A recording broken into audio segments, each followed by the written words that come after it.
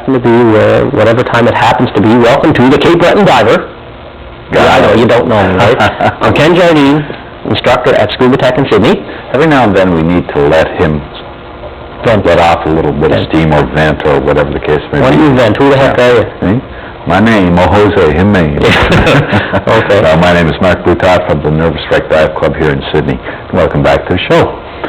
And what's our show all about today, Ken? The show today, we got several segments on the show, as per usual. We're going to have our tech talk, which is going to be on dive slates. You did that one out at... That's right, different ways of communicating underwater. Yeah, Gabaroos Wharf, really nice dive site there. And I did some footage on a wreck called the Evelyn, which is in the mouth of Louisburg Harbor in the 1920s, right around when you were a kid. And then we have a very, very technical method of... Yeah, Lawrence wrote that. Getting from water into the boat. Anyway, it's how to exit the water into a small craft. In our case, it's a 14-foot inflatable. What do you mean this might be the last show? This might be the last show. That's what we're going to have don't say the S word in TV studios in Cape Breton. But we're going to have a segment on getting out of the water back in the boat with your scuba stuff on. The Evelyn, I think you folks are really going to enjoy. It's a beautiful dive site. The day we shot the footage was very clear, and there's an awful lot of wreckage on this thing. And it's in quite shallow water. It's only in the deepest part of it's only about 45 feet. Yeah. So your light and visibility are quite spectacular. Excellent. Super. But who's driving with you on that day? I know George Muse and I did a night dive on it. It was fantastic. Rolly was on the surface and everybody got sick. It was really rough that night. But without further ado, for the French portion of the course of the show, we're going to cut away to our section on dive slate.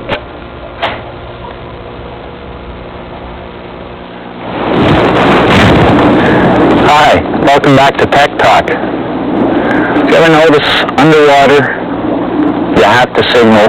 You've probably seen it in some of the footage we've shot. Divers signal back and forth to each other. At times, there's all these standard signals. There's okay, there's let's go up, let's go down, I'm low on air. These are standard signals that you learn when you start scuba diving. But at times there are things that you want to pass on to the other diver that you may not have a signal for. So we use what is called underwater slates. They work great. All you have is just a waterproof slate made of a plastic with pencil on it. And these things write great underwater. As you can see,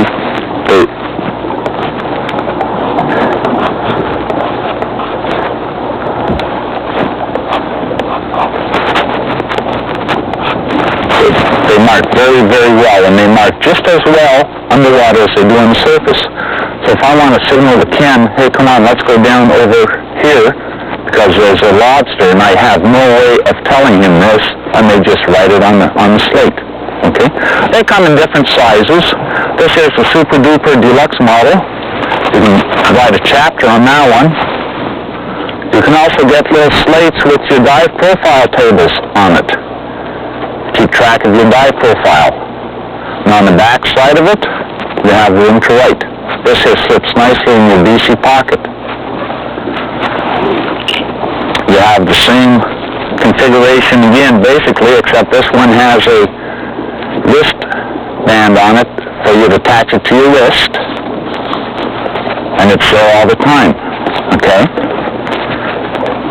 The pencil is attached by tube, the rubber tube, and again, you can just write on these things. And they come in, like I say, in all different sizes. Here's mine right here. This is all I really need to put my point across. This one here, Ken and I both dive with an Omni Pro dive computer. And this is what we call a bailout card. Again, it's made of the same material. It's waterproof, but it has all the information printed on here in case we need to do emergency ascents or decompression stops if the computer has a failure. Okay? And if we needed to, we could always write on the back side of this. And what just came flying into the picture is not a UFO, by the way, folks. It's just an eraser. Okay? How do you erase all this signal? that you want to mark down on here with the writing, just like you do on a piece of paper.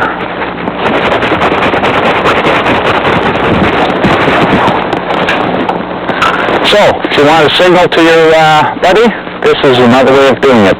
So until next week, have fun, be safe, and we'll see you in the water.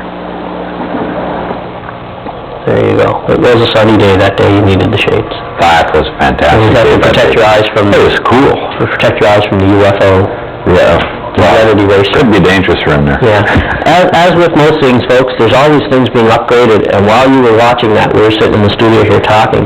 There's a new dive slate that came out. We started getting them around November or so, I guess, of last year. November. And if you have any children and you have this thing called a Magna Doodle, it's a little white screen, and you get a pen that's a magnet. And when you write on the screen, it draws iron filings up onto the white surface from inside this little screen. It makes about a 1/4 inch wide line. It was hard for the camera to pick up the pencil lines on those slates, but for us underwater, it's just like you reading your newspaper at home. But this Magna Doodle thing is fantastic. It is the best dive slate I've ever found. I could read it without my glasses. Yeah, and Doug was asking us about erasing it. There's just a little slide on the side, and when you run this slide up and down, it demagnetizes the surface. All the filings fall away, and you got a clean slate again. It's just fantastic. Other things, too, that you might not be aware of is we get some other people buying dive slates. What they're doing is, say if you're a lifeguard instructor or a lifeguard or scientist you've been out doing some bottom sampling and this sort of thing, environmental technology type work, to keep your records underwater, to grid things off, the people that do the work out in Louisburg on the wrecks and this sort of thing. Exactly. They use underwater slates very, very extensively. And Louisburg, actually, Parks Canada is coming out with a slate now with an actual map of the celeb on it. And we're going to make them available when we're doing charters this year. We'll make these slates available to people, and you'll be able to take it underwater and actually see right where you're at. Exactly, to show the position. Yeah, so there's a lot of different uses for them. But speaking of Louisburg, we're going to the Evelyn, and maybe you can give us a quick map X there, Marky, of how to get to Louisburg first. No problem at all. We'll cut away to the underwater footage after that. Okay, again, as with all these dive locations, we always leave from Sydney. Okay, and from Sydney here, you're going to take Route 22, which is the southeast, towards over the Myra Bridge, through Albert Bridge, where Kenny's buddies are, and my friends too. And you keep traveling southeast until you come to the town of Louisburg. Beautiful little historic town.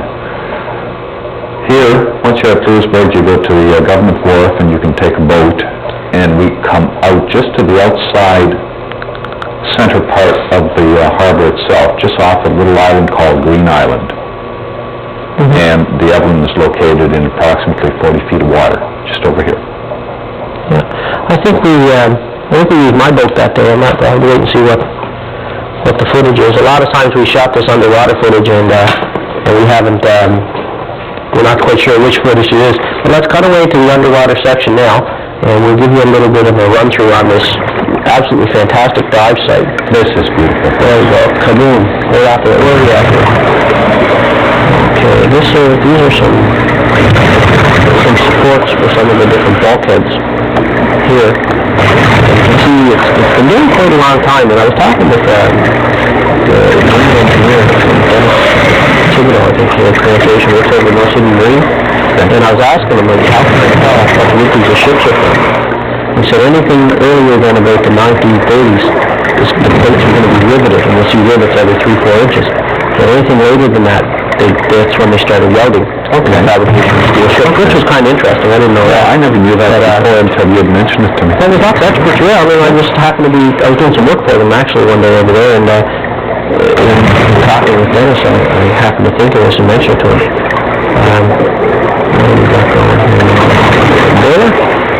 One of the boilers? I think it is. There are 4 boilers on it. One of them is busted up pretty bad.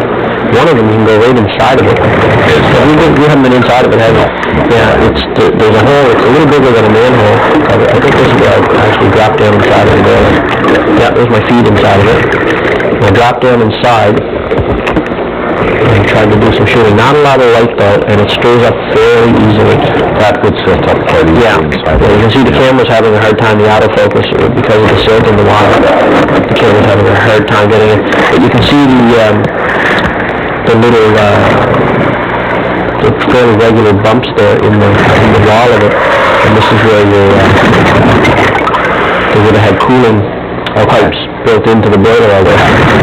You can see a lot of that, the stone there, it's such a rugged bottom. And all those little islands in the Louisburg Harbor, there's a lot of what we call sunker rocks, which are basically rocks that are just below the surface. That's a beautiful shot. That's the prop. Now that Paulette there, with her fins like that, if you measure her from the tip of the fin to the top of her nose there, you're probably measuring about 6 foot. I'm yelling to her. I'm trying to get her to lay on top of one of the blades. And, you can't sit quiet in the water. Oh, you there? Impolite thoughts. Okay.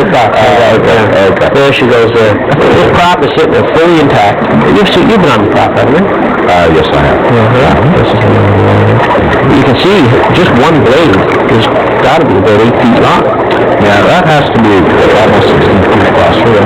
So if you picture the little blade on your little outboard motor sitting out in the yard, just picture what size of a ship and what size motors and everything it would be to turn a propeller that's roughly the size of a minivan. This sounds like a Tim Allen challenge. Hey, put this on the back of the Zodiac. Hey, somebody's going to do it. Actually, got to get more power. Yeah, more power is right. It's pretty interesting to see. That's for sure.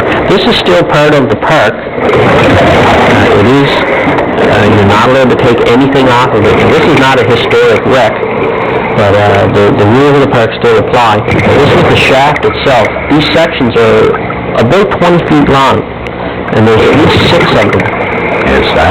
And it's all together. So the shaft for this, the drive shaft for this propeller is about 120 feet long. That's my best guess on it.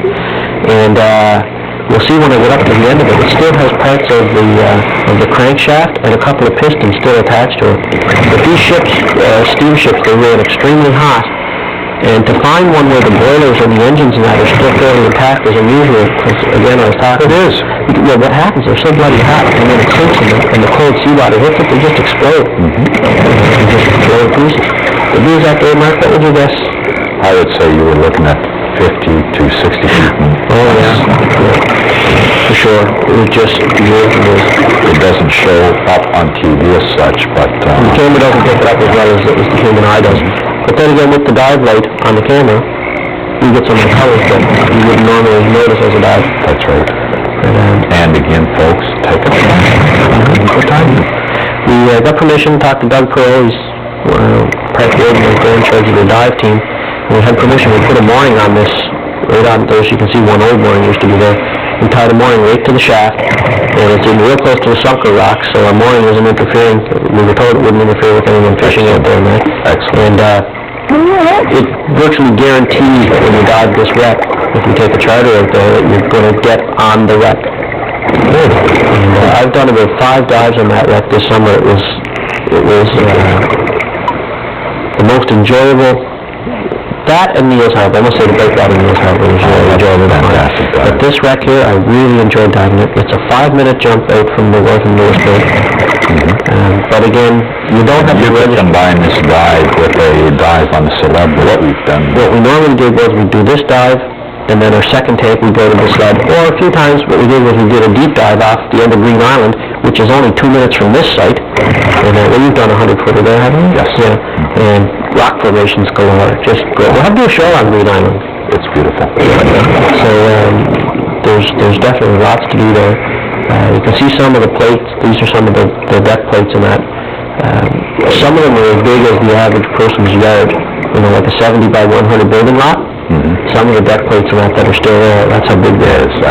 Yeah. What I enjoyed about diving, especially around Louisburg, since it is an historic settlement, and an historic town and that, when you're diving in the water, you kind of let your mind play with you, and you're kind of sort of going back into history, and you're going down and seeing this stuff. It's a time warp, that's for sure. I don't have any research. Actually, if anybody out there knows anything about the Evelyn, if you have any exact dates, crew complement, were there any lives lost in that, get in touch with us here at Seaside Cable or Cape Breton Diver Guide. There's going to be an address at the end of the show. Or give us a call at Scuba Tech. We're in the book. We're in Sydney, in the Yellow Pages. And give us a call. We'd really like to have some information on these things because we're so busy with doing the show plus earning a living and getting there for dives that don't really get a lot into the research of it. We'd like to. Maybe get some help from some of the people in the audience there. Yeah. You know. What is this, Ken? That looks to be like one of the pistons, maybe. Something you wouldn't find in a regular automobile. Yeah, I think that might be one of the pistons. It's hard to tell. There's somebody out there going, that's not a piston, that's something else. Well, okay, it's something else. I tried to get an overall view, and right here, she's at about pilots over 45 feet, and I went up to about 20 feet. You can see the viz. This is one of those huge deck plates I was talking about. Okay. George Muse and I did a night dive on this thing, and it was just incredible. Well, you know, night dive, your air lasts longer anyway because you're a lot more relaxed. You don't breathe as much. Definitely. And, God, we had a nice dive that night. Another lobster trap. I think we had chopped that one up on an earlier dive. There was a lobster stuck in that one, too. So we freed him up and her. Yes.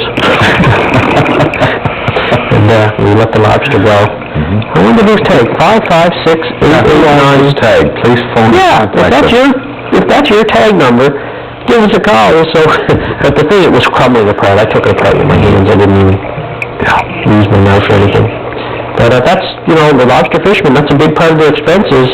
If they're allowed, whatever, a couple hundred traps with their license, you get some storms, and these guys, it can cost pistons are $40, $50 a crack. That's right. And you lose 20 or 30 of those during maybe 2 storms a year during the season. You see why lobster end up costing as much money as they do. Because the traps are bloody expensive, and then you get your rope and your gloves and everything else. And a lot of the stuff like this wreck is basically part of an artificial reef. It holds the marine life that even lobster fishermen need. The Saguenay, which is going to be one of our upcoming shows, Rick Wellsford is the director of the Marine Park in Lunenburg. He said that now they've got guys vying for spots to drop their traps in close to it because it turns into basically a lobster hotel. You get lots of formations like that, all those little cliffs and little spots there, the lobster just love living in there. That's where we see them all the time. Yep. We want to look at, you know, a lot of people like looking at the lobster when they're underwater. That's a small anchor. Yeah, I was going to say, that wouldn't be part of the... No, that's only, that might be 6 foot long. Possibly someone with a boat that lost that at one time or It's another. surprising how many of that type of anchor we see. You see those little anchors all over the place. You're in dive sites, and It doesn't matter where we go. Neil's Harbor has tons of those around. We found some of those in Gabrus Bay, not too far from where we shot the Tech Talks. yeah, for sure, yeah. And you just come across them all over the place. They're different boats that they get hung up, and people have to cut their line because they don't have a diver with them to free up the anchor. That's right. Like, it's so interesting, as although you've dove a spot maybe 2 or 3 times, you go back a 4th time and you still see something you hadn't seen before. It's constantly changing. It's beautiful. But that's a beautiful sight, and we're going to revisit that area a lot more in the upcoming season, and we'll get out to the end of Green Island, which I'm sure you'll enjoy, folks. Did you ever dive at the base of the lighthouse? Yes, I have. You did it by boat, or did you hike down? Oh, we hiked down. Oh, God, is that the one with Shane and Pam and everybody went out there? Yeah, exactly. This thing, they hiked, I've done it by boat a few times, but I can't imagine. If anyone's ever visited the lighthouse in Louisburg, if you have kids and you just want to go somewhere neat, take a shot out to Louisburg, take them into town, buy your kids an ice cream or something, and take a blast out to this lighthouse point. Bring some crackers or bread or something, because the foxes will come right up to you. There are wild foxes out there, and they'll come right up to your vehicle and right up to you, and you can feed them. But when you're there, take a look down over the cliffs, because our divers were out. Warren Parlegado was out there too, I think. Yes, he was. And he helped haul a few people up the hill. And it's a bit of a go. Yeah. But the rock formations there, I've done it by boat when I had the guys from the Horton native band out there diving, and that was fantastic. Yeah, we found, although that's not part of the park, we found cannonballs and everything down in there. Yeah. Well, Marky, we're going to have to cut away to our getting from water into boat. I love it when you're technical, Mark. You're shaking his head. Love it. We're going to cut away to our instructor technical tips. It's a little bit of a knack, and it's good for swimmers, too, because normally we take our scuba gear off before we do this particular skill. So stand by, enjoy it, and we'll be back with you in a couple of seconds. You like to see the little website? Instructor tips. Night dive, St. Anne's Bay. Everybody else is over the water. Normal course of events, well, this instructor tip basically is the easiest way to get out of the water and back into your boat if it's a small inflatable like this. It's a bit of an art, a bit of a trick, a bit of a knack. Anyway, I'll break it down and then I'll give you a demonstration of it. The whole idea is to let the ocean do all the work. Alright? Setup is, you have your hood on and your mask in place, your snorkel in your mouth. That way, if you slip halfway through getting out, you don't get a big mouthful of water. Okay? I wouldn't be doing that in Sydney Harbor, folks. Anyway, we're in the tire pond. But, so I'm going to have my hood on, my mask in place, snorkel in my mouth, and what you see me do is, I'll duck myself, I'll kick very hard, I'll scissor my legs, and I'll come way up like that. Then I'll go way underneath the extension, and I'll kick once more, and you'll see I'm just going to fly out. Right? If you do it just right, you should be able to pop yourself right out onto the deck. At this point, you've already handed up your weight belt and your tank. Or you can have your tank just hanging off one of the ropes here. Hood on. So warm tonight, you don't really need the hood, but mask in place and snorkel. And here we go. Am I clear there to hand brake? Good. Okay.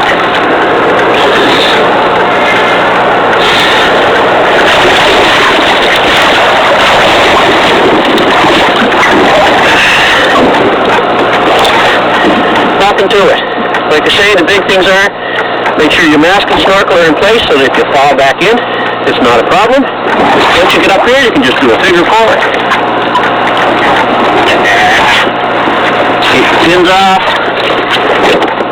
There we go. And you're ready to go home. Nothing to it.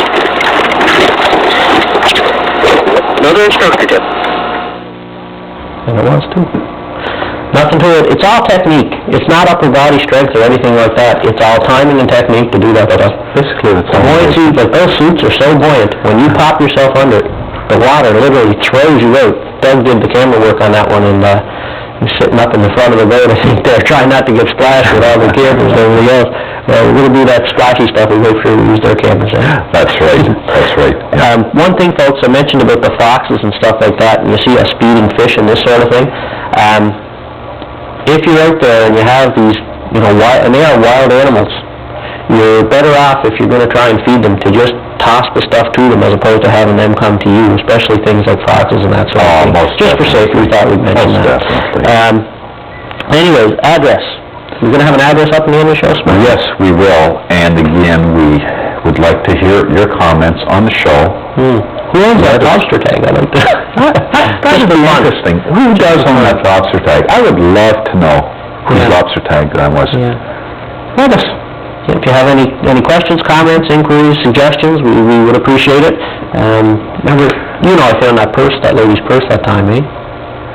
In front of Cambridge Suites, I was doing a working dive, found a purse in the water, had her address and everything in it. And that was about a year ago. And looked inside, all of her ID was there. That called her at work. She came down the shop. Turns out about 4 months before that, the purse had been stolen. She was at an establishment downtown in Sydney. And somebody stole her purse and they took it and tossed it in the water. So you never know what we're going to find out there, folks.